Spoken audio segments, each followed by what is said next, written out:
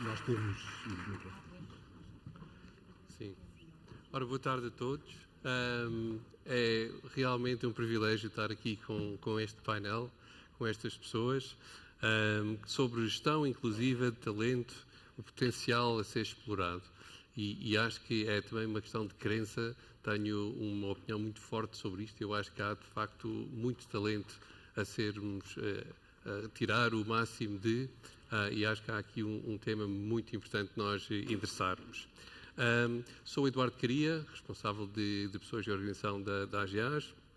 Tenho cerca de 50 anos, estatuto médio, olhos castanhos, cabelo preto, maioritariamente, e estou vestido de fato cinzento com uma camisa azul e uso pronomes ele e dele. Temos aqui no painel o Pedro, que é co-founder e diretor da Pulsely. Temos a Bernice, ESG Manager Teleperformance. Temos a Filipa, Executive President da Joia e da Vila Convida, projetos muito próximos do meu coração. E a Paula, responsável da área de diversidade e inclusão institucionais do El Corte Inglês. Muito bem-vindos, obrigado por estarem aqui convosco. Para começar, vou fazer aqui uma pergunta aberta, porque eu acho também importante termos aqui um pouco o setting the scene, que é o que significa isto da gestão inclusiva. What does this inclusive management mean to us? Como é que esta prática contribui para a cultura organizacional? Portanto, não sei se quer começar.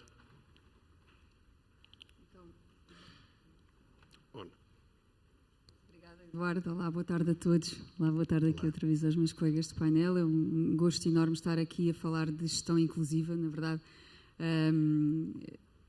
o nosso projeto, a nossa missão e, acima de tudo, a nossa equipa, que na maioria, a grande maioria é formada por pessoas que nunca tiveram qualquer experiência com, seja por nível pessoal ou não, com esta realidade e que estão super envolvidos a fazer este motor andar, é a prova que de facto é possível aplicar os mesmos critérios de gestão de uma empresa a um projeto que quer fazer uma gestão integrando pessoas com diversidade e atuando de uma forma diversa.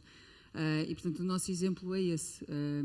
Tem sido possível aplicar, de facto, todos os princípios que querem fazer de um negócio social um negócio sustentável, e tem sido um caminho fascinante, muito enriquecedor, pela transformação que esta visão de negócio sustentável pode trazer para todas as pessoas que, se calhar, muitas delas estavam habituadas apenas a um lado da moeda. E, de facto, é possível gerir pessoas, olhar para o melhor que elas têm, olhar para as suas características individuais, olhar com outros olhos, pensar, se estivéssemos do outro lado, como é que gostaríamos de ser tratados e como é que gostaríamos de que as funções fossem geridas, e, ao mesmo tempo, ter um negócio que está aqui a caminhar passos largos para a sustentabilidade.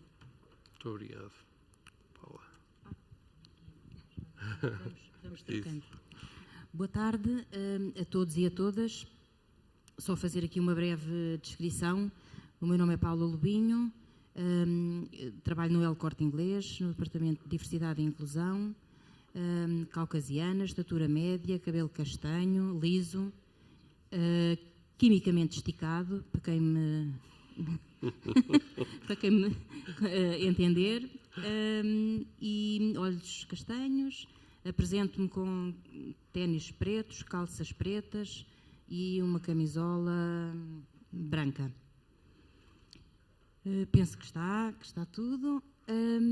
Relativamente aqui ao trabalho que temos desenvolvido no El Corte Inglês, nós temos uma história feita de vários anos relativamente à contratação de pessoas com deficiência. Isso desde que estamos cá em Portugal.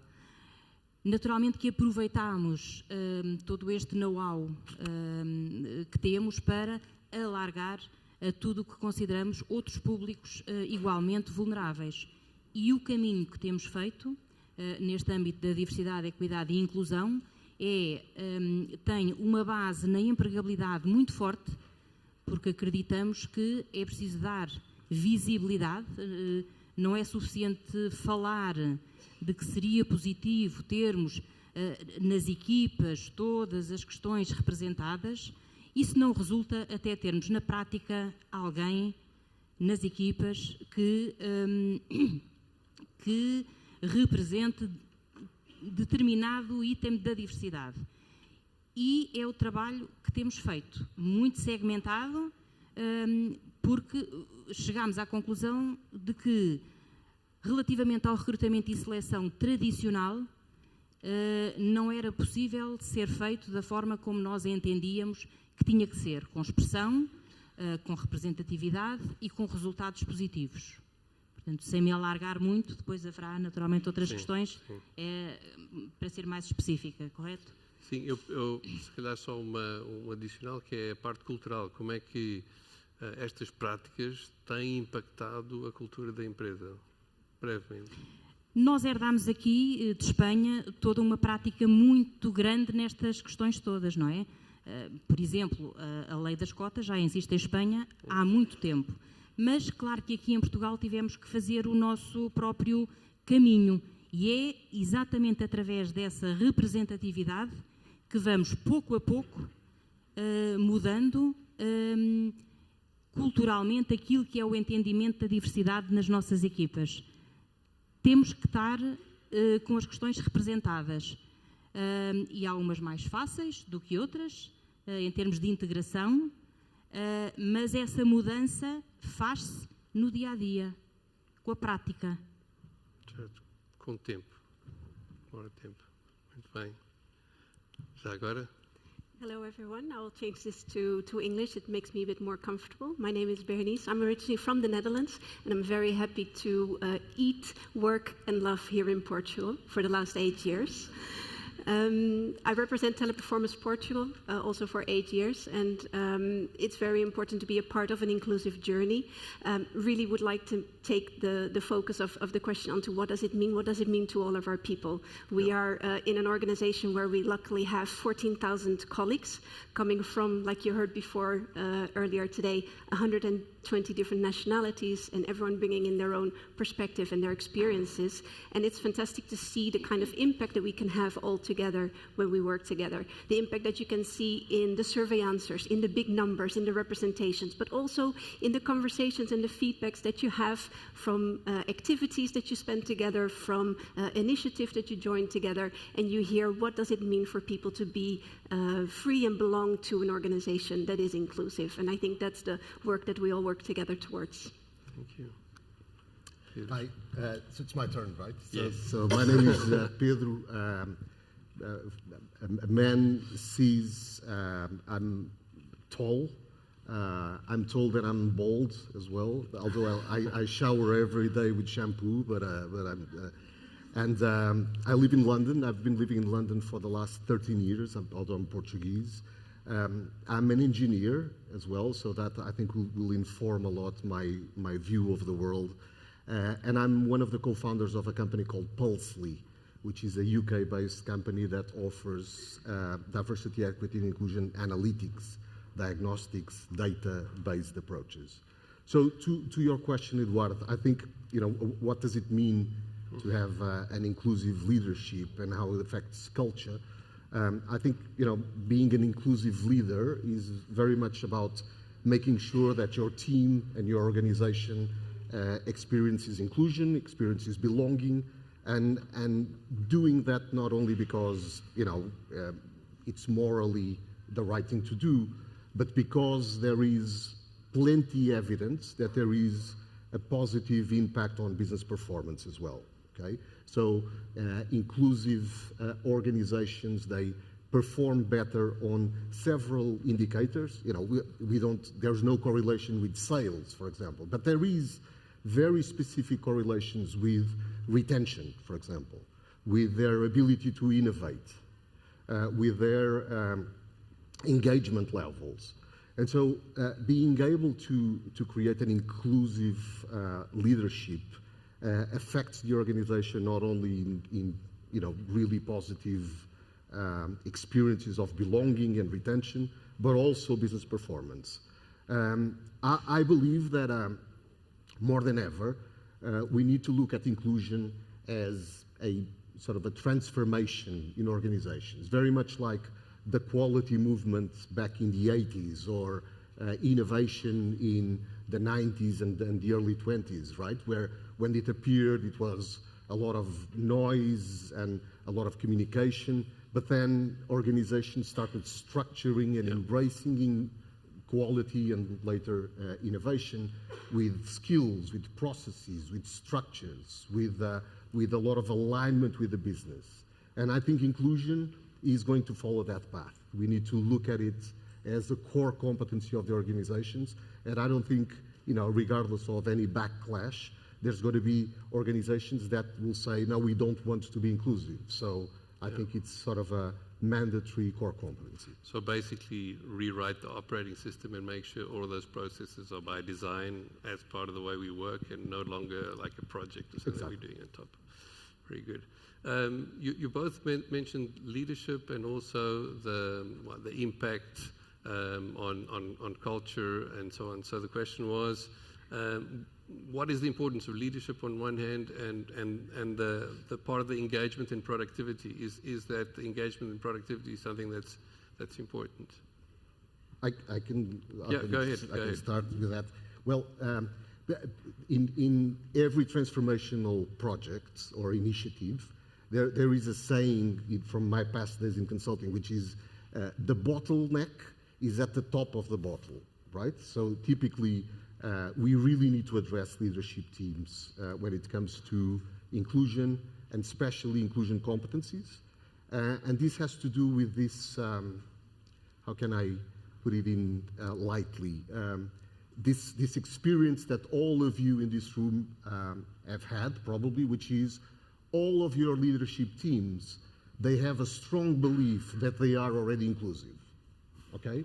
There's no leadership team member that will say, no, I'm against inclusion. No, everyone believes that they are inclusive and that everyone else needs inclusion, right?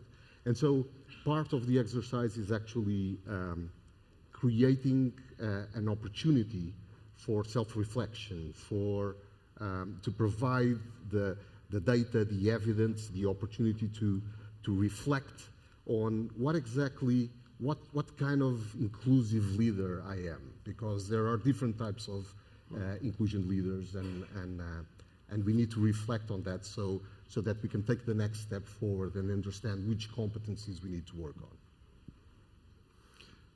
Do you want to add anything, Bernice?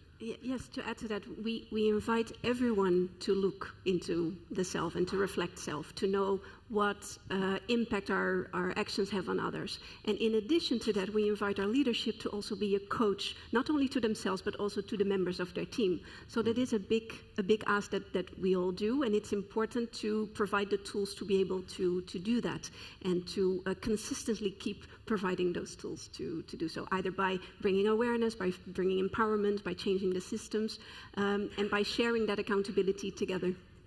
Okay. Paula, tem alguma coisa a acrescentar?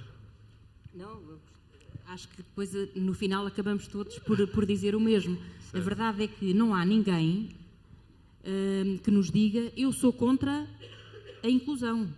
Não há ninguém que diga eu sou contra o termos equipas mais inclusivas. Mas depois, a prática é que vai traduzir isto tudo. Obviamente, se não damos a oportunidade a ter nas nossas equipas realmente pessoas de coletivos mais vulneráveis a trabalhar lado a lado, as palavras, como se costuma dizer, leva-as o vento. A prática é que vai dar sustento àquilo que possam ser as nossas ideias pré-concebidas ou não. Portanto, nunca, pelo menos comigo, nunca ninguém me disse, cara a cara, Paula, eu sou contra este trabalho da inclusão. Nunca. Agora, há dificuldades no terreno? Claro que há, todos os dias. E apesar de o fazermos há mais de 20 anos, claro que há. Mas esse é o grande desafio. É continuarmos a criar oportunidades para normalizar a diferença. Só dando visibilidade, mostrando que é possível ter resultados positivos em determinados contextos e com públicos aparentemente seriam mais difíceis de integrar no nosso contexto. Sim, temos muitas pessoas a trabalhar connosco de situações que seria, se calhar, à partida impensável que pudessem estar num ambiente tão exigente de atendimento como é o nosso. Entre muitos exemplos que podia aqui dar. Eu gostava de acrescentar só o seguinte: temos sentido que, apesar de inclusão ser uma prática e ser uma palavra cada vez mais falada, muitas vezes reparamos que não existe, se calhar, a preocupação de existir formação suficiente ao nível mesmo das equipas, das lideranças das empresas, para o que é que significa de facto esta questão que eu gosto muito mais de traduzir como não excluir ninguém do que incluir. E na verdade, todos nós queremos recrutar para as nossas equipas pessoas que sejam open-hearted, não é? Que sejam pessoas que olham para a individualidade de cada um. E nesse recrutamento nós já estamos à espera que, quando acontece aqui qualquer coisa que faz a pessoa sair da sua zona de conforto, vai ter as características humanas e capacidade interna para poder lidar com essa adversidade. Acredito que faz muita falta ainda a formação nessas lideranças. Simplesmente, e nós, Vila Convida, temos feito muitas ações de formação das empresas em que, mesmo com o top-down dirigido que, sim senhora, vamos ser inclusivos e queremos contratar X% de pessoas com incapacidade, as próprias equipas ficam assustadíssimas com a ideia sequer de nós estarmos numa primeira fase junto às equipas no posto de trabalho, seja um supermercado, seja o que for. E, portanto, há muito para fazer e, como dizia a Paula muito bem, de facto, isto só se vai conseguir desmistificar o preconceito quanto mais naturais forem as formas de conhecer essa diferença. No nosso caso, é isso que temos procurado fazer. Não é propriamente virmos dizer que somos um projeto que empregamos pessoas com dificuldades, porque o nosso objetivo é que todos os cafés passem a recrutar e todos os restaurantes e os hotéis e todas as empresas passem. É no efeito dominó. Se nós temos mérito nesta visão, é claramente porque convidamos a sociedade a fazer parte da solução, a envolver-se para ela própria, ser embaixadora, desmistificar o preconceito e então poder ser uma liderança que, para além de não excluir ninguém, também pode motivar as pessoas nessa fase de dificuldade, não sei o que é de fazer numa situação destas. Sim, essa normalização é super importante e cada vez mais empresas a entrarem nessa filosofia e passar a palavra e tornar isto realmente... Perguntar, olha, faz as perguntas, diz o que é que tens medo? Tens medo de não saibas falar com esta pessoa da tua equipa? Tens medo de não ter as expressões certas? Tens medo de ser ofensivo? Toda a formação passa por isto. Certo. Como é que eu vou ensinar que naquela reposição é assim que tem que ser feito e não de outra maneira? Há ferramentas para isso. E essas ferramentas são comunicação inclusiva. E às vezes, e todas elas vão ajudar também as outras pessoas. Portanto, é um bocadinho pensar de baixo, como nós, se fôssemos ensinar o que fazemos aos colegas da turma do nosso filho de 6 anos, se calhar tínhamos que fazer um exercício de simplificação.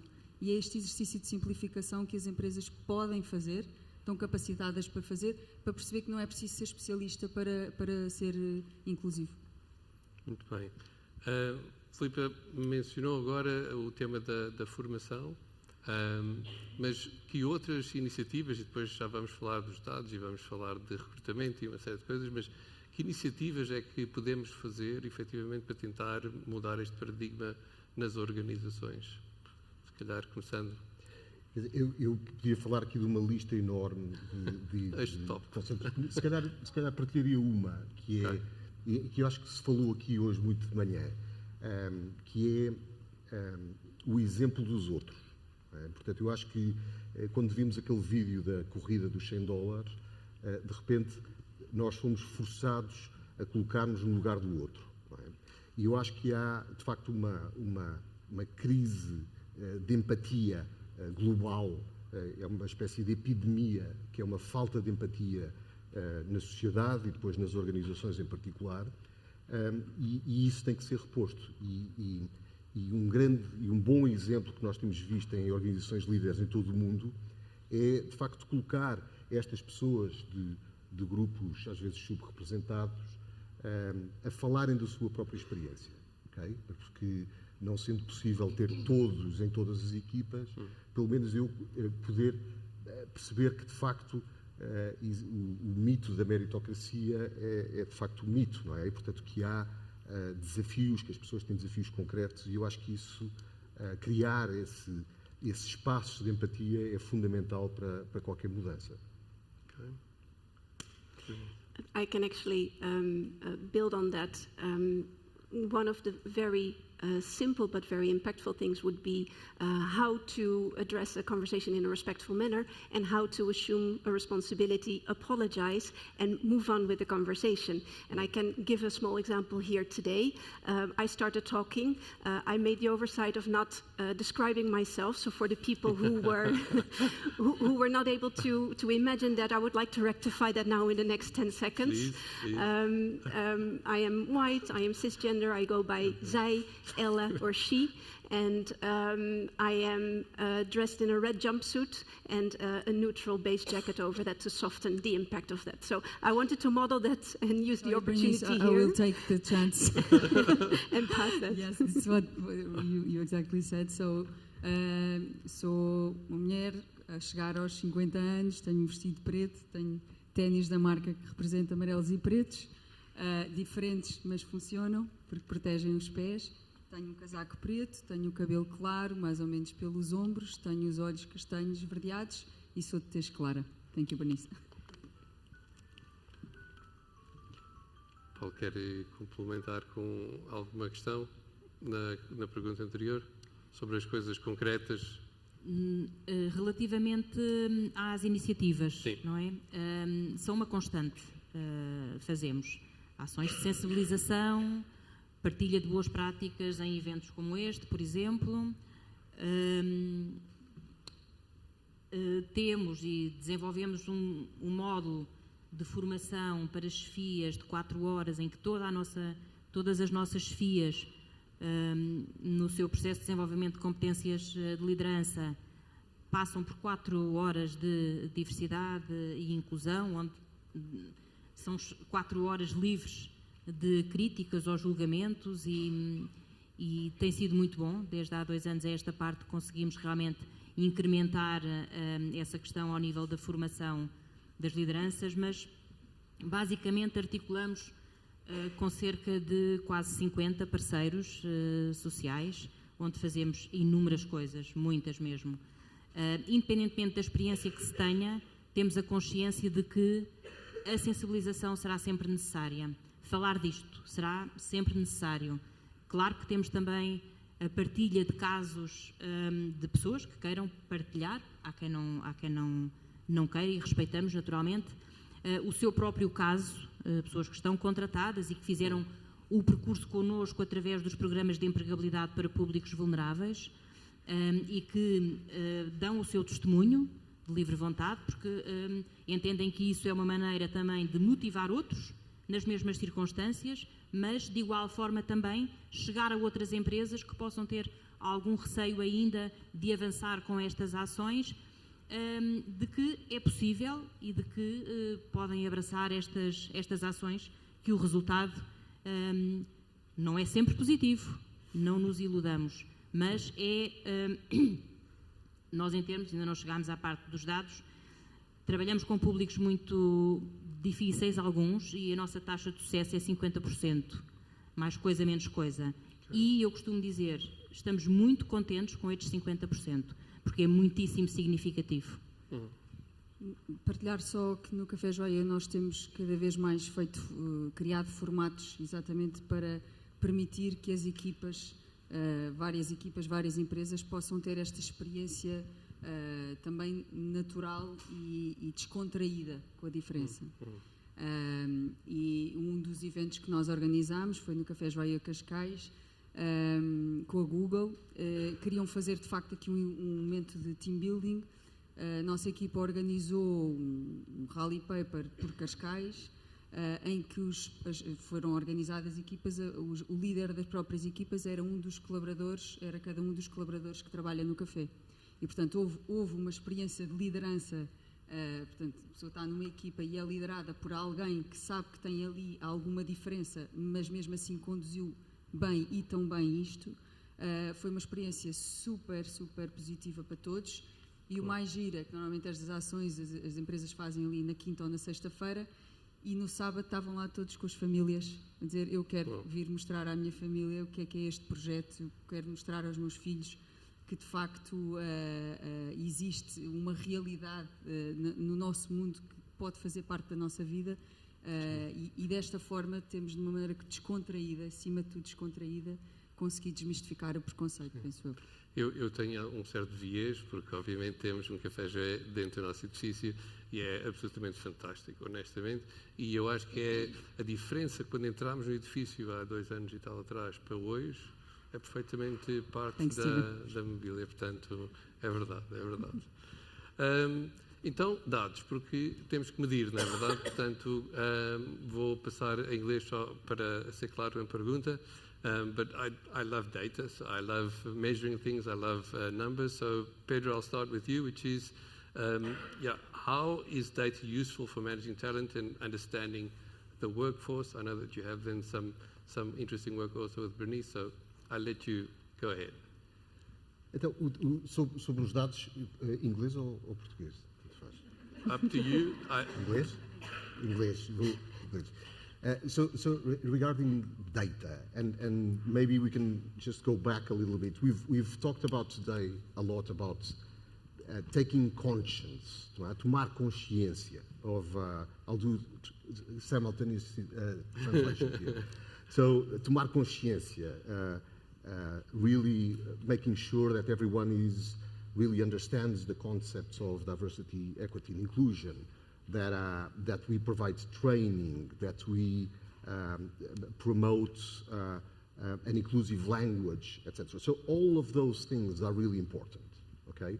And I think they offer organizations sort of a baseline to engage the organization, to engage the leadership teams, etc. But then we need to move on, okay? And we need to move on to what I think Rosa was saying earlier, fazer. Nós temos que começar a fazer. E quando falo em fazer, o que quer dizer é, de facto, iniciativas que sejam transformacionais na organização. E, portanto, que saiam de um plano comunicacional, que é fundamental, okay, para que seja transformacional. E acho que aqui é que entram os dados. Os dados, quando eu quero fazer um plano de marketing, ou quando quero criar uma estratégia para o meu negócio, quer dizer, eu vou sempre procurar os dados primeiro, quer dizer, não passa pela cabeça construir um plano de marketing sem dados, ou construir a estratégia de uma empresa sem dados. E eu acho que aqui há uma analogia. Outra analogia é medicina, não é? Nós temos que construir a base. A base é dizer, precisamos de fazer exercício, precisamos de uma alimentação saudável, não é? Portanto, mas não nos passa pela cabeça marcar uma consulta com um cardiologista e dizer: só faça-me aqui um bypass, só porque me apetece, não é? Ou porque eu acho que eu preciso de um diagnóstico, eu preciso de análises, eu preciso de fazer um TAC, preciso desses dados. E eu acho que aqui é que entra, no fundo, a importância dos dados. Que dados é que estamos a falar? Depois podemos entrar em mais detalhe, mas os dados são dados demográficos. Quem é que nós somos dentro da organização? De que forma é que existe representatividade? Qual é a experiência de inclusão das pessoas dentro da minha organização? Como é que isso impacta a performance do próprio negócio, das pessoas, do seu bem-estar? Portanto, tudo isto são dados que são importantes coletar para construirmos essa estratégia. Há pouco também falávamos da importância de entender as competências da liderança, não é? E eu acho que os dados aqui também são muito importantes. Uma das coisas que nós fazemos muito é um assessment das competências de liderança de organizações, para, no fundo, acordar essas lideranças para o facto de são inclusivos, sem dúvida, mas têm aqui um trabalho para fazer. Mas, se calhar, eu acho que a Ana Sanches já falou um pouco sobre isso, mas, se calhar, melhor que a Bernice para falar sobre esse exemplo concreto, porque trabalhámos juntos nisso. Yes, thank you, Pedro. So when we partnered with Pulsely, we invited people all over the organization, different business units, different teams, different roles, different levels of leadership, also individual contributors to participate, and we uncovered several different perspectives. That's something that was discussed previously. And we also looked into what are those inclusion competencies that are that we are already practicing and that we would like to continue practicing. One example was, for example, the cultural intelligence that we have gathered, working with so many different nationalities and bringing them together, not only on the operations floor, but also in different activities. It really encourages cross-cultural conversations. And at the same time, we also looked at those inclusion competencies that we want to cultivate more, that we want to practice more, and that we want to support different groups in our organization to do so. And it was mentioned earlier today, let's really focus on our first-line managers, our mid-managers. That's exactly one of the recommendations that came out of our assessment. And how we translated that insight into an initiative is to look into how can we define a program, an in-person group training, targeted at those people that are in need of the support, and then structure and organize that training according to the different inclusion competencies. And we spoke a little bit about the privilege walk video that we saw. We're also incorporating that as a dynamic inside that group activity, because experiencing a walk like that yourself is definitely something that will be memorable and will really help then guide the conversations throughout the rest of the training and beyond the training as well. So that has been very interesting to do. And one of the recommendations that we received was also to continue learning from others and really exercise that muscle. And we have set up several a series of TP Inspire sessions, as we call them, where our female leadership shares their journey, their career path with our junior leaders in an informal conversation. And that really helps shape an idea of what my career path could look like and the kind of best practices that you can then take on and apply into your journey yourself. So really taking on some of those insights and putting them to work in the initiatives afterwards. Thank you, Bernice. Imagino que cada empresa seja ligeiramente diferente no sítio onde está, não é? Acho que cada empresa tem os seus challenges, mas que tipo de dados devemos analisar, Pedro, e que tipo de métricas é que considerar são as mais importantes para tentar medir o impacto e a evolução desta jornada que todos nós estamos a fazer? Eu acho que a Bernice falou de um exemplo concreto que tem a ver com as competências de liderança. E quando falamos num diagnóstico de diversidade e inclusão, diversidade, equidade e inclusão, o objetivo final, no fundo, é entendermos onde é que estão os grandes desafios dentro da organização. Não é? Nós podemos ter um conjunto de ideias pré-concebidas, não é? Que é, eu acho que são... que é este grupo em particular, mulheres ou pessoas com deficiência. Portanto, nós podemos ter preconceitos no sentido de pré-ideias, não é? De onde é que podem estar os desafios. Mas o diagnóstico vai nos ajudar a confirmar e, a maior parte das vezes, a destapar grupos que estão silenciados na organização. Okay? E que dados são estes, não é? Eu diria que há, primeiro, dados demográficos, e os dados demográficos ajudam-nos não só a mapear, a ajudar-nos a ter uma fotografia de quem é esta organização, okay? E, portanto, quando falo em dados demográficos, também se falou aqui na intervenção anterior que às vezes não são os óbvios, não é? Portanto, perguntar se as pessoas têm aquilo que chamam caretaking responsibilities, portanto, se têm filhos ou cuidam de idosos, se as deficiências são visíveis ou invisíveis, não é? Portanto, há muitas, e nós temos clientes em todo o mundo que de facto abordam temas diferentes porque estão na prioridade desses próprios clientes. Não é? Portanto, dados demográficos, para termos uma fotografia de quem somos e onde é que existem desafios de representatividade. Não é? Temos que recrutar mais, temos que promover, portanto, este aspecto. O segundo aspecto, eu diria que é mais importante, porque eu diria que as organizações têm que primeiro trabalhar o tema de inclusão e só depois o tema da diversidade. Eu vou repetir.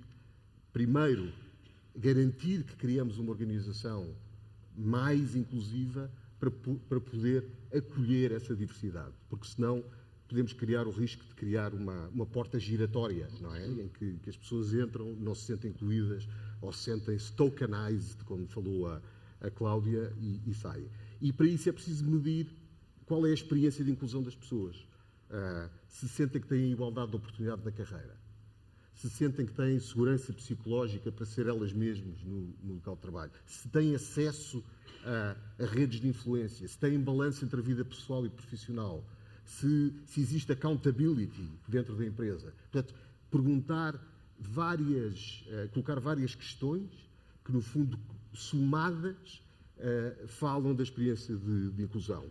E, finalmente, como falei há pouco, que existe uma correlação direta de inclusão com os níveis de engagement, retenção e inovação, etc., também a capturar essas informações, porque o impacto de inclusão nelas varia muito de empresa para empresa. Portanto, se nós constantemente monitorarmos estas dimensões, estas métricas, eu acho que não só conseguimos focar-nos naquilo que é importante na nossa organização, como conseguimos mostrar também à própria organização o impacto que isso tem nos colaboradores e na performance da empresa.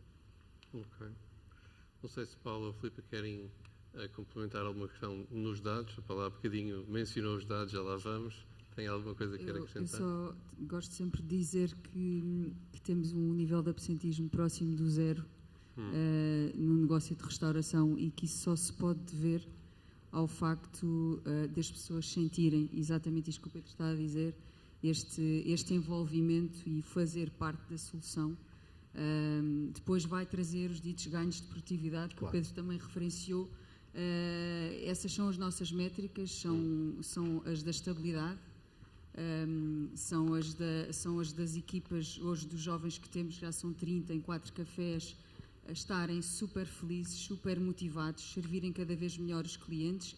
E outra métrica que é essas receitas da restauração por via desse contacto estarem a aumentar, exatamente porque as pessoas, as que regressam porque foram bem servidos e porque afinal se tinham algum preconceito ou se destruiu, ou passam a palavra para alguém vir. Portanto, isto nós gostávamos muito, aliás, é um dos nossos projetos, se calhar para 2025, era tentar construir um bocadinho este impacto que o projeto gera, que não é especificamente o número de colaboradores que nós contratamos, é do número de pessoas que passam pelos cafés e que desmistificam o seu preconceito. Isso. E que vão para fora com um outro olhar.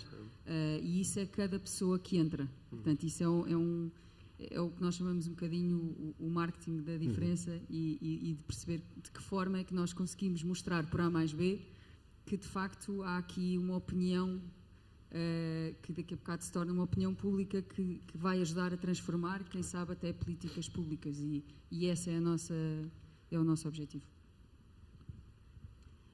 Claro que o nosso grande objetivo com os programas de empregabilidade que temos, que têm a duração de 3 meses, é que as pessoas fiquem a trabalhar connosco, que corra tudo bem, que tenham uma avaliação positiva e que fiquem a trabalhar. Portanto, queremos que fiquem todos. Esse é o nosso objetivo. Mas a prática tem-nos mostrado que mesmo aqueles que, por alguma razão, não ficam, realmente houve um impacto. Esse período fez diferença na vida dessas pessoas e podem não ter ficado connosco. Mas, em termos curriculares, o mencionarem que tiveram 3 meses no El Corte Inglês, no departamento tal, a fazer tal, vai contribuir seguramente para que outras oportunidades profissionais, outras portas se possam abrir mais facilmente. Portanto, impactamos também de forma indireta por aí. Muito bem, já voltamos aos dados, temos que avançar, que isto o tempo também é limitado. Vamos ao recrutamento. E Paula, já que tem o microfone, como recrutar e integrar populações subrepresentadas, ou seja, que métodos de recrutamento, inclusive, que adotam? No nosso caso, o que resultou e o que tem resultado é realmente segmentar as questões. Criámos um modelo, que é um modelo que tem a duração de 3 meses, em contexto de estágio remunerado, muito acompanhado, quer da nossa parte, quer da parte da instituição parceira, e trabalhamos com jovens em situação de vulnerabilidade social, nosso programa Bora Jovens, com uma ONG parceira.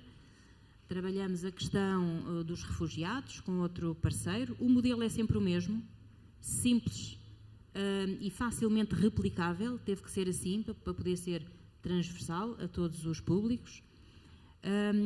Os imigrantes, um programa específico que temos para as nossas peixarias, nos nossos supermercados, isto a nível nacional sempre. O programa 45+, que visa, como o próprio nome indica, pessoas com mais de 45 anos, e não com este modelo, porque são integrações caso a caso, temos a integração de mulheres vítimas de violência doméstica. Eu digo mulheres porque ainda não tivemos nenhum caso de homem, em que aí, essencialmente, a grande adaptação do posto de trabalho que é feita é ao nível dos horários e das folgas, porque são normalmente mulheres com filhos e filhos menores, e que isso impossibilita os nossos horários. Somos uma loja que está aberta até às 11h30 da noite, todos os dias, portanto, adaptamos questões de horários e de folgas, por forma a que consigam, pelo menos durante o período de adaptação, enquanto estabilizam a vida, ter essa questão assegurada dos filhos. E, diferente destes 3 meses, é o programa, naturalmente, de integração de pessoas com deficiência, e que isso também é sempre caso a caso, não tem a ver com este período dos 3 meses. Normalmente adaptamos-nos ao programa que existe na instituição, com estágios ou atividades socialmente úteis, adaptamos-nos sempre. Mas também a contratação direta, com o que a lei prevê em termos de período experimental inerente a um contrato sem termo. Portanto, assim, de forma muito resumida. Já agora falou de várias fontes, não é? Como é que se faz isso? Não é? Porque eu acho que todos nós temos ambições, nós temos uma ambição bastante grande e sentimos que não é fácil contratar pessoas, portanto, especialmente alguns segmentos particulares. Portanto, como é que se faz essa jornada de expandir as fontes de contratação? Já não estamos nessa fase da expansão. Aliás, já não conseguimos ter mais parceiros, porque é muito difícil, é uma gestão muito difícil. Contamos com uma equipa a 100%. Em Lisboa, 2 pessoas, eu mais a Ana, aqui presente, e a Norte temos uma outra pessoa que não faz o trabalho a tempo inteiro, mas 2,5 pessoas a tempo inteiro. Mas eu acho que temos, e eu costumo dizer isto muitas vezes, temos aqui em Portugal a dimensão exata para poder levar o processo da forma que nós o levamos. Nós somos 3.200 aqui em Portugal, portanto temos a nível ibérico muito pouca expressão, mas permite-nos trabalhar as questões de forma muito diferente, isto comparando com Espanha, e temos conseguido levar. Portanto, temos os parceiros que precisamos. Há 20 anos fomos bater à porta de muitos parceiros que acharam muito estranho o que é que estes senhores espanhóis vêm aqui a querer trabalhar e a querer contratar, mas fizemos um caminho de aprendizagem de parte a parte, claro, nestes mais de 20 anos. Nós começámos, muito curioso o que disse, começámos primeiro com a inclusão. Nós apenas queríamos ter os melhores colaboradores e por isso fomos bater a todas as fontes em termos de recrutamento. Só que algumas tinham pessoas com deficiência. Então o que nós queremos são os melhores colaboradores. E precisámos de muita gente para abrir uma estrutura como a que temos aqui em Lisboa. E isso deu-nos um conhecimento através de uma prática. Hoje em dia as coisas são bem diferentes, ainda bem, mas também nos permitiu crescer e hoje estarmos muito tranquilos no trabalho que fazemos. Não temos uma procura ativa, vamos desenvolvendo os nossos programas de empregabilidade e cada caso, para nós, é um caso de sucesso já. Muito bem. A pergunta seguinte, vou abrir também depois ao painel todo, se quiserem contribuir, que é essas novas pessoas acerca de desafios e o que é que fazem para fazer que as pessoas tenham um sentido de pertença, porque efetivamente deve haver alguns desafios dessas pessoas depois incorporarem nas organizações. Respondo já e fico Sim, já, não é? pois. Fica já tratado. Abre Não, todos. achamos e é muito curioso ver o crescimento destas pessoas que entram através destes programas de 3 meses, com grande incerteza, um estágio remunerado, e depois ver que ficam efetivos, que depois já são tutores de outros que entram nas mesmas circunstâncias, que depois já se sentem suficientemente confiantes para dar o seu testemunho em vídeos que partilhamos internamente, com o exterior também, e ver a vida a acontecer. Nós temos, desculpem dar-me este exemplo, mas é uma etnia extremamente estigmatizada e quando eu falo que temos ciganos a atender no El Corte Inglês, isso é verdade. Mas isso é um gosto de ver como a vida dessas pessoas mudou e ali casaram e ali tiveram os seus filhos e ali desenvolveram o seu percurso. Mas passaram por um programa difícil, de adaptação também, mas este é realmente o nosso grande orgulho também, de ver a vida a acontecer, não é isso? Ver a vida a acontecer, com a normalidade que tem que acontecer, com a tranquilidade que tem que acontecer, e nunca desistimos. Às vezes estamos muito cansadas, digo cansadas, eu e a Ana falamos bastante, é muito desgastante, mas os casos de sucesso são realmente aqueles que nos devem fazer seguir em frente, porque temos a consciência tranquila de que fazemos o que é certo e o que está certo fazer, e que o comboio passa e vai passando e os cães ladram. Isto para quem não conhece esta expressão, eu gosto muito de expressões, mas o comboio vai passando e é isso que interessa. Muito bem. I wanted to follow up on something important that Paula mentioned, is that at Teleperformance we also do impact sourcing, and it's very important to work together with NGOs from the local community to really benefit from their best practices and their expertise of the local community to bring in impact workers in the organization. You can think about refugees, for example. We have around 160 refugees working with us, people living with disabilities, but also, for example, people that have been unemployed for a long time, or young people with no diploma at the moment. So those are people that we really proactively look for, but it doesn't stop there, right? So we work together with other NGOs to really support the onboarding process, to really have a sense of including people afterwards in the organization, to make the adaptations we need to make in our offices, but also to support people with integration in Portugal. And one of the stories that we have is that we were very lucky to hire a woman from Afghanistan, that it took about a year for her to flee the country and to be able to work with us, which was a fantastic moment. But we continued working with NGOs that also provided a moment for refugees to come together in Lisbon, for people to get to know each other. And she found there one of her previous teachers from Afghanistan, and they didn't know from each other that they were both in Lisbon. And that means that they have this moment of recognition, they have this moment of community, and it's very important to work together with the local community to not only source and hire, but include and ensure that sense of belonging as well. Fabulous. Quer contribuir? Não? Ok. Acho que já está tudo um bocadinho dito. Ok. Está bem, pronto, Eduardo. Aproveito para dizer só que a Vila Convida tem um modelo de recrutamento facilitado pelo facto de trabalharmos em rede com outras instituições. Cada um tem aqui o seu papel. Nós acabamos por pôr muito ênfase na comunicação, na centralidade, na proximidade desta diferença, e isso acaba por esta aposta em termos de marketing tornar muitas vezes visível a nossa missão e fazer com que, em rede com outras organizações que muitas vezes não estão tão centrais na comunidade porque não estão fisicamente presentes, mas que têm pessoas incríveis para pôr a trabalhar, e em equipa e em parceria nós conseguimos atingir estes objetivos muito rápidos. Já chegámos a abrir 2 cafés Joyeux no espaço de 2 meses e a fazer a equipa numa semana. Portanto, esta ideia de que eu quero recrutar, mas é difícil e não há pessoas para trabalhar, No nosso caso, não tem sido essa a experiência e conseguimos porque trabalhamos em rede.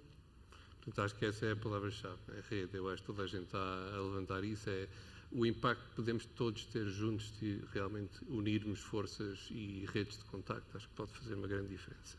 Então, mudando um bocadinho de topic, e vou endereçar a Bernice. What strategies to use to include underrepresented people? Sort of what mechanisms are effective in ensuring fair and equitable workplaces? Yeah, so we spoke earlier today about data, and I think that that's an important mechanism to put into practice. We know that we're collecting demographic data, like you mentioned, and what we like to do is have an annual cultural census where we invite our people to share voluntarily and confidentially any additional information that may not have been collected during the hiring process or other HR processes. What was your circumstances around hiring? Were you living under the poverty line, for example? But also, what is your preference now? And this is how we know that we have almost 30% of the LGBTQI community working at Teleperformance, but we also ask for a caregiver and parental responsibilities, and we know that more than 1/3 of our organization has those responsibilities.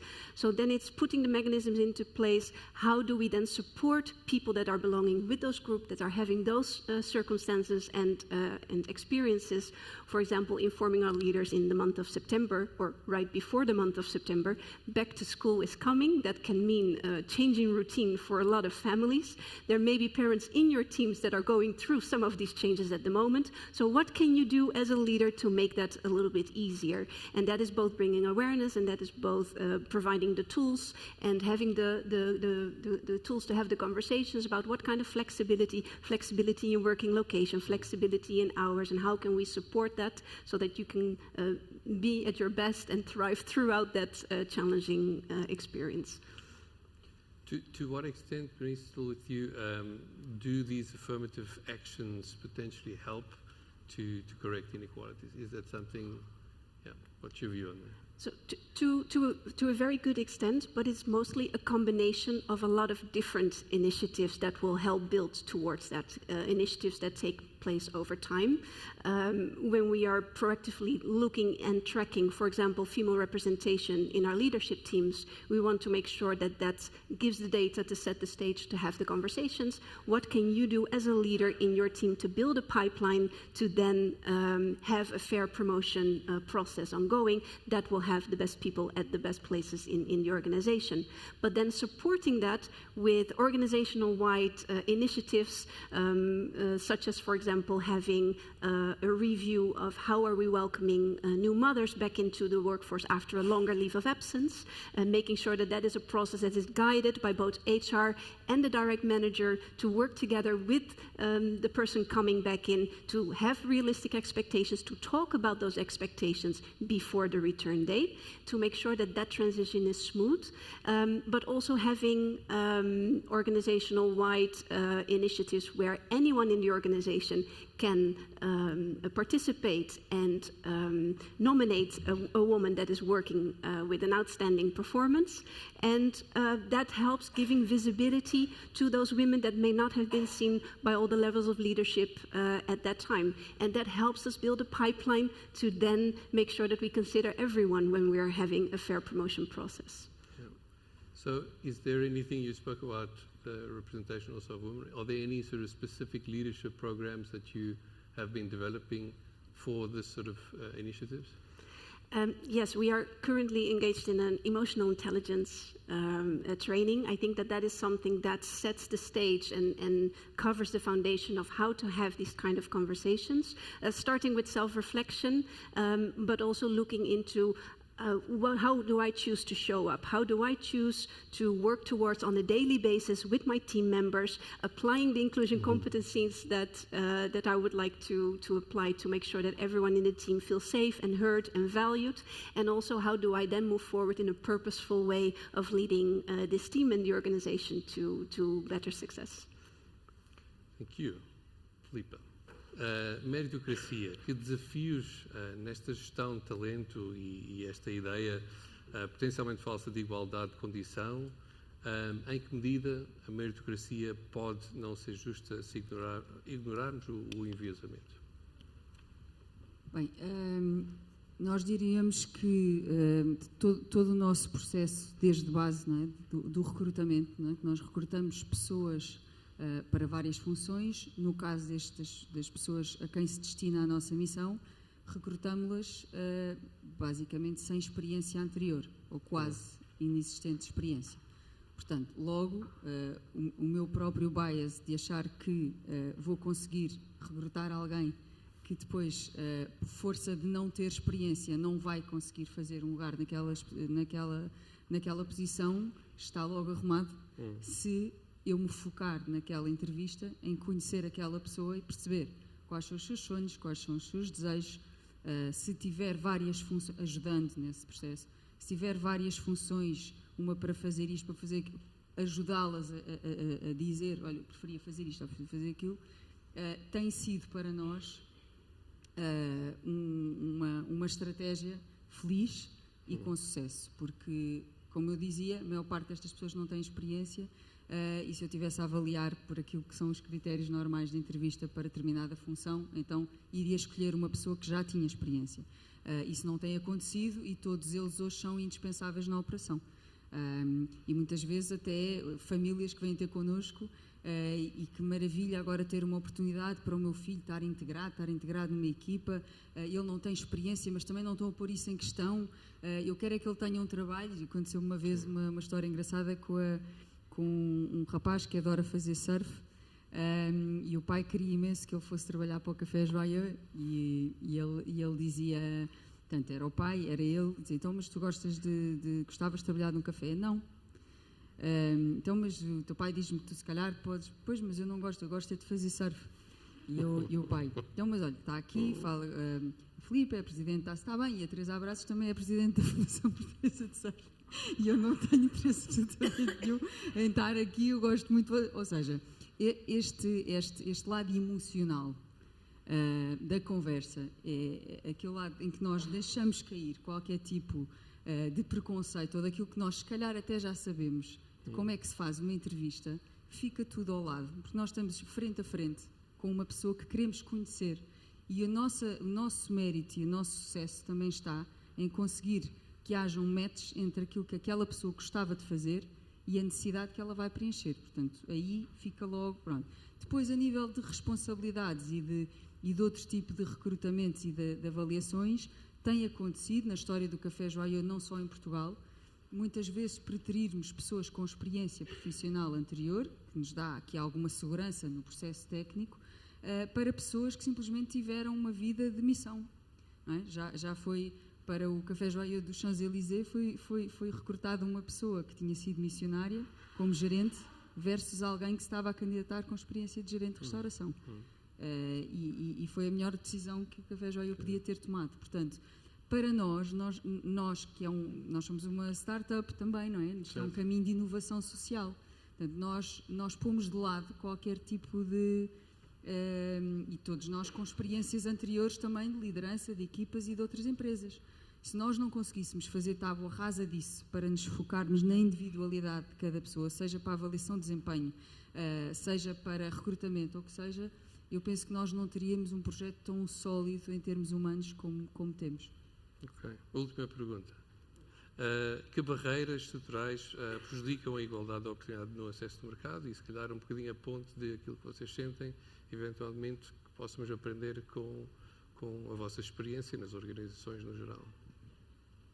É outra vez um bocadinho a mesma questão. As barreiras culturais que nós podemos estar a falar aqui são, acima de tudo, o enquadramento familiar que estas pessoas têm quando chegam até nós.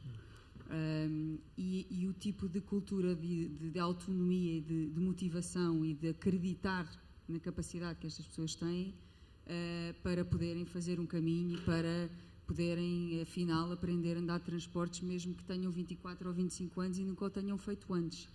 Portanto, para nós, cultura aqui é muito, não só de base a cultura que existe, e eu estou aqui a focar-me nestas pessoas, porque são estas pessoas que são aqui aquelas que aprendem a ganhar voz fruto da aposta que nós também estamos a fazer nelas, mas acho que se pode aplicar um bocadinho a todos os setores. Mas ao falar com estas famílias, nós também sabemos que, atenção, temos que nos pôr no lugar de um pai ou de uma mãe que esteve a fazer uma vida sozinho, e de uma família que teve a fazer uma vida sozinho de proteção àquele filho, e que de repente dizem, olha, tu vais assinar um contrato de trabalho, trabalhas às vezes até horários rotativos, tens que aprender a ser autónomo nos transportes, porque é um pressuposto de contratação, a pessoa mesmo que não possa não ser autónomo nos transportes, deve ter vontade de o fazer, e portanto essa barreira cultural também da cultura de cada família, e muitas vezes, às vezes até de cultura de países de origem, tem tudo a ver. Temos uma pessoa, por exemplo, oriental na nossa equipa, da AGAs, aliás, que tem ali uma família que, mal ela assina o contrato de trabalho, começa a fazer aqui um caminho connosco, com todo este triângulo que tem que existir, e hoje tem a sua própria casa. E vive sozinha. Alguma vez aquela família pensaria, nós dizemos a brincar, pois se fosse portuguesa se calhar demoraria um bocadinho mais, nós somos mais galinhas, não é? Mas tem tudo a ver com esta abordagem de confiança e de trabalho em equipa, e as empresas não conseguem fazer isto sozinhas, por mais cultura inclusiva que tenham. Nós também não conseguimos fazer sozinhos, as famílias não conseguem fazer sozinhos, e temos que trabalhar neste equilíbrio que em triângulo tem provado ser um método de sucesso para estas pessoas e, portanto, também para nós, que nos transformamos todos os dias com esta alegria. Muito obrigado. Estão a fazer-me sinal. Temos tempo para perguntas ou não? Então, se calhar vou passar a perguntas, senão não vamos ter tempo para perguntas. Está aqui este senhor. E ali também. Quem é que chega primeiro? Há aqui este senhor também, aqui à frente. Pois. Olá, meu nome é Inês. Antes de mais queria agradecer pela presença e pela conversa. Eu gostava de perguntar um bocadinho especificamente sobre o recrutamento e sobre cotas, e até que ponto é que cada um de vocês acha que as cotas às vezes não podem também ter, ou seja, ser promotoras talvez de uma manutenção de alguma própria exclusão ou discriminação. Porque, por exemplo, há uma empresa maioritariamente composta por homens que de repente, ok, quero ser inclusivo, vou contratar mulheres e estão a contratar só mulheres, e eu sou contratada e tenho aquela sensação de, ok, eu sou a pessoa, ou seja, eu sou a mulher mais competente para este trabalho, ou eu sou a pessoa de cadeiras de rodas mais competente para este trabalho, e que há um fator muito grande dessa dita diversidade, que acaba por ser um fator da condição da pessoa, que muito grande para a decisão de ser contratado ou não. Para alguém em específico ou... Não sei quem queira falar. Quem quer responder? Eu gosto de usar a expressão mal necessário, não é? Como os brasileiros dizem, não é? Os aparelhos servem para endireitar os dentes, são uma chatice, mas servem para endireitar os dentes e depois podemos tirá-los. No nosso caso, o recrutamento de pessoas com dificuldades, com diferenças, tem sido uma ajuda, porque a força dessa necessidade que as empresas têm de cumprir essa lei também abrem as suas cabeças para essa realidade, para depois descobrir que afinal não precisavam nada de uma cota e que até se sentem quase envergonhados por precisarem de uma lei para conhecer esse mundo, que a partir daí não precisa de lei para fazer valer. E, portanto, tem sido por força dessa lei que muitas empresas vêm até nós e nós conseguimos mostrar a mais-valia na diferença, transformar equipas, torná-las mais produtivas, porque a lei as obrigou a dar esse passo. Se não, era um trabalho proativo que era necessário fazer e que muitas vezes não existem estruturas capazes de chegar a todo lado. Só dar aqui uma chega que é importante. Quando começou a ser obrigatório por lei o uso de cinto de segurança, começámos todos a usar o cinto de segurança nos nossos carros, não é? Hoje em dia, se perguntarem porquê é que usas o cinto, é com medo de seres multado ou porque realmente reconheces que pode salvar a tua vida num acidente? Deixo a questão no ar. Isto o mesmo se passa com a lei das cotas. Neste caso, a lei das cotas para as pessoas com deficiência. Pronto, é essa, só para dar essa chega, Filipe. Já agora só uma pequena, 2 segundos também, que não sou do painel, mas vou dar uma opinião, que é, também é a parte interna. Ou seja, não é só recrutar fora, é recrutar internamente, é um tema muito importante, e eu diria que ter um funil equilibrado e bem preparado, e há que preparar, porque senão nada muda, também é extremamente importante. Portanto, mais do que uma cota, é preparar a organização para mudar alguma coisa, senão não mudará. Acho que este senhor aqui tinha... Vamos lá. Aqui, à frente.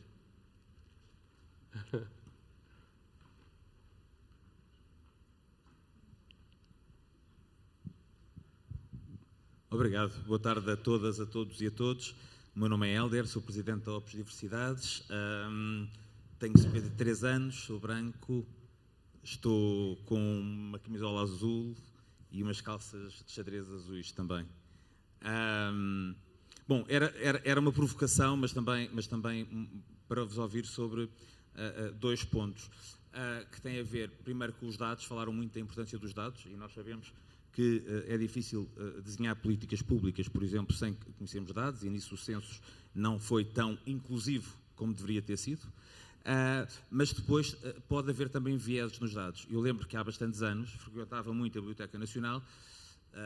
Eu tenho 53, portanto, quando tinha 18, 19, e a biblioteca orgulhava-se muito de ter muitas pessoas com deficiência. Havia muitas pessoas com trissomia, 21, muitas pessoas cegas, muitas pessoas em cadeira de rodas. Entrávamos na Biblioteca Nacional, não víamos nenhuma.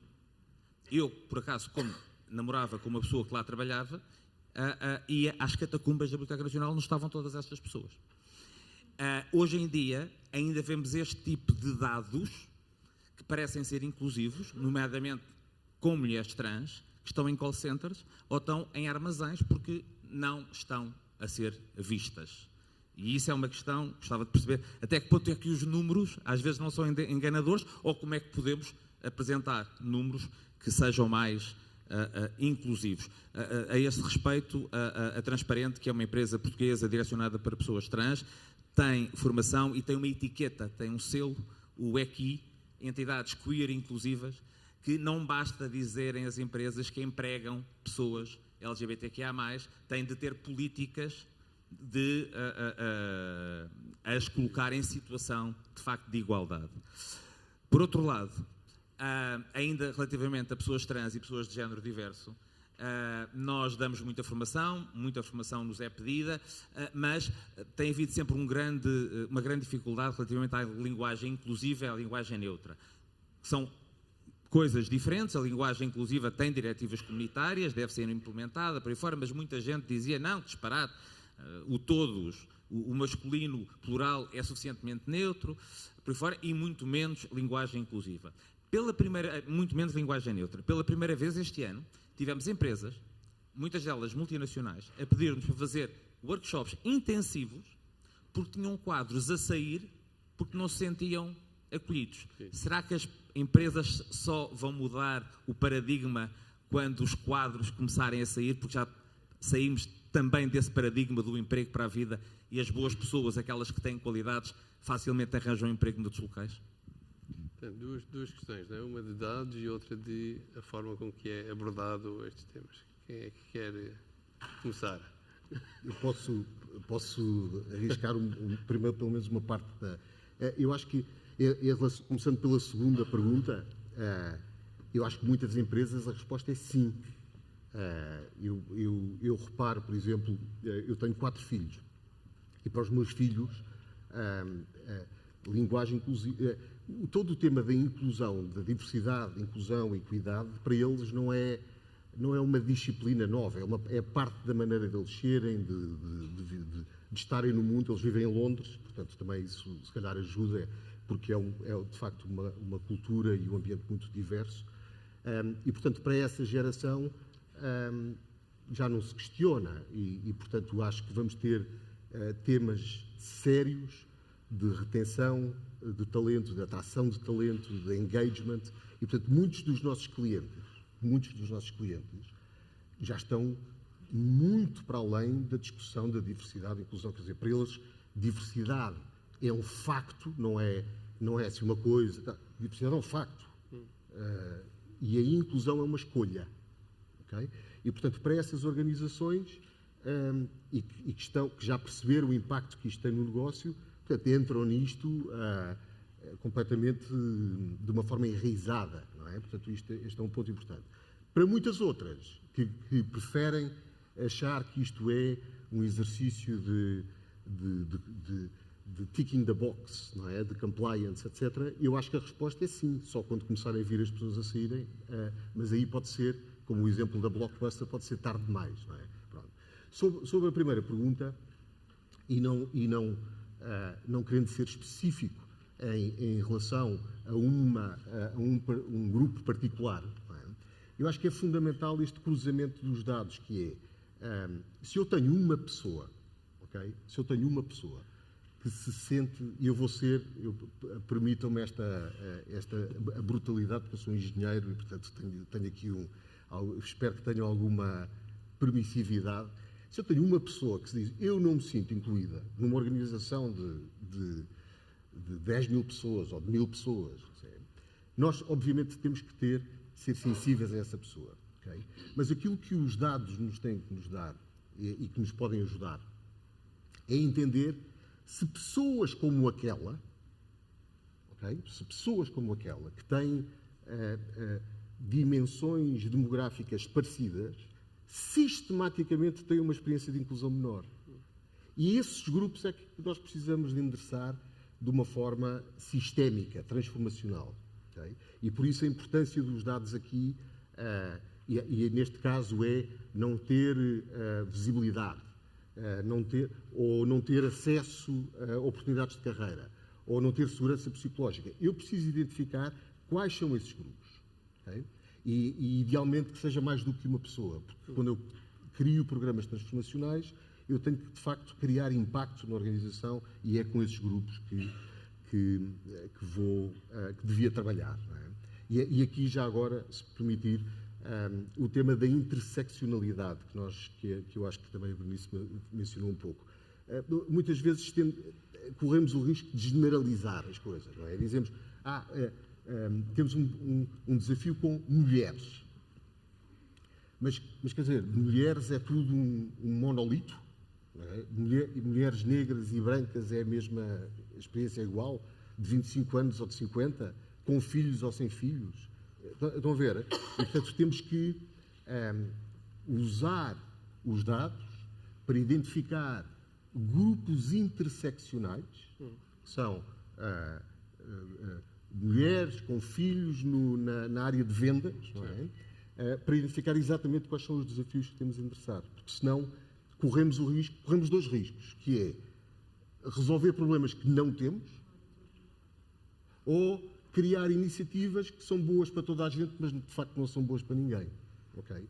E isto é um desserviço que nós corremos o risco de fazer se não usarmos dados. Timekeeper, podemos mais uma pergunta ou não? Há ali a última pergunta. Obrigada. Então, boa tarde, obrigada pelas partilhas. O meu nome é Cláudia, eu já me apresentei há pouco, mas assim muito rápido, identifico-me como mulher, cis, estou vestida, não tenho cabelo, estou vestida em tons de branco, cinza e verde, que é a minha cor favorita, que é a da esperança. Portanto, e é nesse tom um pouco que eu venho trazer a minha questão. Percebo que há aqui um avanço significativo nesta plateia e nas pessoas que estão aqui reunidas em termos de DEI. A minha pergunta é, qual é a vossa recomendação? E a pergunta é para o painel, particularmente gostaria de ouvir as opiniões da Paula e do Pedro, por favor. Em termos das médias e pequenas empresas que querem começar a dar os primeiros passos nessa matéria e que encontram muitas vezes resistências que são reflexo de posições sociais, nomeadamente o culto da meritocracia, a identificação de algumas populações subrepresentadas como tendo agora alguns privilégios e, portanto, quando às vezes se trabalham gestões intermédias, encontramos muitas vezes esta resistência. A minha primeira pergunta é qual é a vossa recomendação e as sugestões para ajudar a gerir.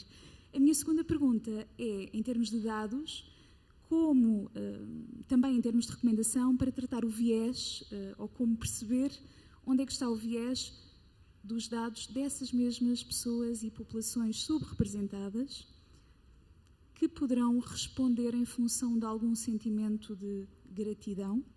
Estou a tocar aqui num ponto que me parece também bastante sensível e cujas respostas podem também, ou por algum receio de represálias, ou por algum receio do impacto que a sua resposta pode ter. Portanto, tenho aqui estas duas questões, por favor, e obrigada mais uma vez. Bem, posso começar? Obrigado pela pergunta, Cláudia. Eu acho que, de novo, o tema de inclusão é um tema transformacional. É uma competência-chave que as organizações têm que criar, pequenas e médias, mas as grandes empresas também. E em todos os programas de transformação, isto é um rule of thumb, que é, há de haver sempre 20% das pessoas da organização que vão dizer, bora lá, inclusão, vamos a isto. Okay? Sem saber bem o que é, mas vocês conhecem essas pessoas, não é? Vamos a isto. Há 30% que vão, tipo, isto, tipo, não contem comigo. Porque, independentemente de qual é o tema, são contra a mudança, transformação. E há 50% que ficam em cima do muro. Deixa lá ver o que é que isto quer dizer, se isto é bom para mim, se não é, se isto vai fazer diferença ou não.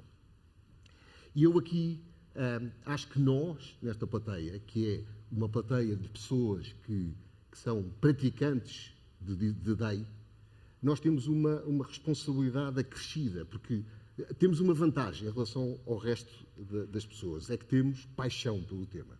Não é?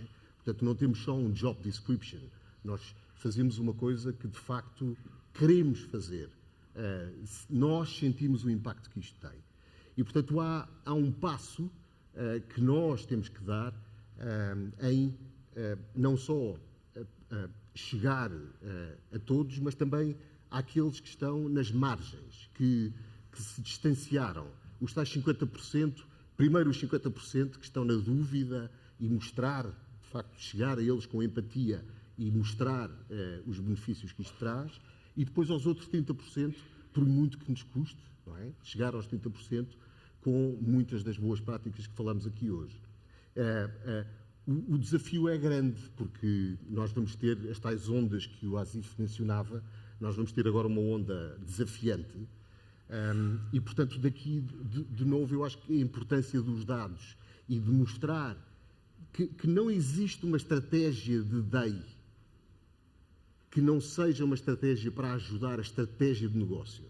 Okay? Portanto, dizer, se eu tenho uma estratégia de negócio que é reter mais pessoas ou criar menos dependência de fornecedores, eu, como profissional de DEI, tenho que perguntar como é que DEI também pode ajudar a empurrar essa estratégia de negócio. Okay? E acho que a Teleperformance tem ótimos exemplos disso, e muitos outros aqui nesta audiência, que é como é que não falamos de duas coisas dissociadas, mas como é que DEI pode ajudar a construir esta estratégia de negócio. Por último, sobre os dados, a forma como se faz hoje, a maior parte dos censos e diagnósticos, garante a confidencialidade dos dados. Portanto, usar um third party, isto é publicidade à Pulse, mas usar um third party e garantir aquilo que chama-se os minimum reporting groups, que é garantir que menos de 5 ou 6 pessoas nós não reportamos os insights ou mudamos para uma dimensão demográfica acima, e isso protege as pessoas. E, portanto, nós, na nossa experiência, nós nunca tivemos essa necessidade de identificar vieses nas respostas. Não é? Mas, de novo, os dados.